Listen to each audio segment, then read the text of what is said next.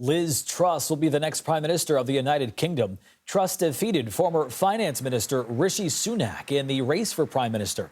She is the third woman to hold the office and fourth person to be elected ruler of the Conservative Party in the past 6 years. Truss is replacing Boris Johnson as leader of the party. She will be formally appointed to her post by Queen Elizabeth II in Scotland on Tuesday. So let's bring in CBS News senior foreign correspondent Charlie D'Agata for more on this from London. Charlie, hi there. So what more can you tell us about the next Prime Minister of the United Kingdom? Hey, Matt. Well, Liz Truss is 47 years old. She is the fourth female prime minister here in the UK. She has been with the government for 12 years. She's been in a ministerial role for the past 8 years. She's the former, now, foreign secretary, so a very high-ranking senior role in the cabinet. What's important to notice here is that she was not one of the senior ministers who resigned from Boris Johnson's cabinet. As many as 50 people, 50 members of the party had resigned, which then, of course, triggered his own resignation.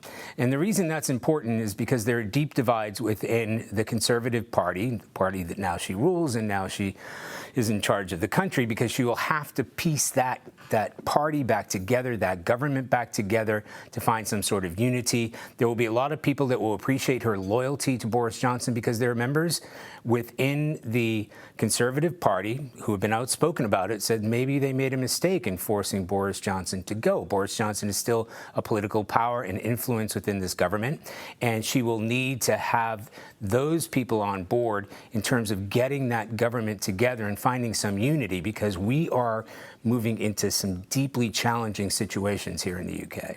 Well, as we said, Truss becomes the fourth prime minister to hold office in the last 6 years. That's a lot of people. So what did she campaign on? Well, here it's all about the economy, and the cost of living has just skyrocketed here. And it's hard to put this in terms that Americans can understand, but we're way ahead of double-digit inflation here, and that is going to stay. But we're also looking at an 80% increase in utilities, okay? So heat and gas, electric, stuff that you need for your home, 80% increase over the autumn or the fall and the spring. So she's going to address that immediately. She said she's going to have an emergency budget. That is what people here will want to hear. It's what the public will want to hear, because people will be suffering. This is going to hurt. It's going to bite.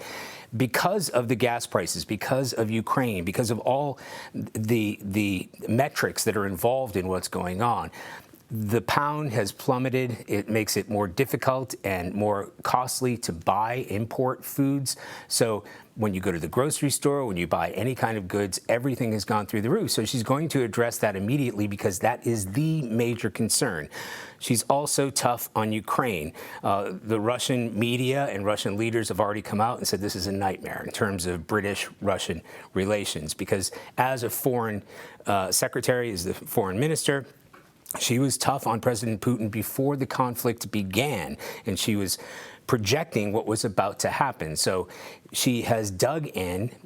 She has made herself known in terms of being the foreign minister, in terms of Europe as well. So she's a tough character, and if she was a tough character as a foreign minister, she's certainly going to be tough as the prime minister. Well, those are some tough challenges, because as you just mentioned some of those there, it's interesting. A lot of those issues we're also having here in the U.S. So, you hear people complain about recession, inflation, gas prices, but you're dealing with so much of the same thing, and now this is an incoming leader who has to deal with it as well.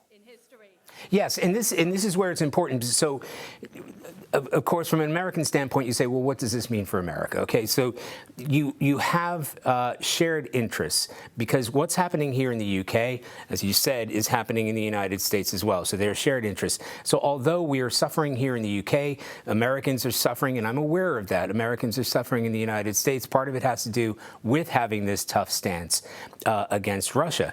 It affects Europe a little bit more in terms of the gas supply that is going to Europe, and not get just natural gas, but petrol, as we would call it, as you would call it, gas.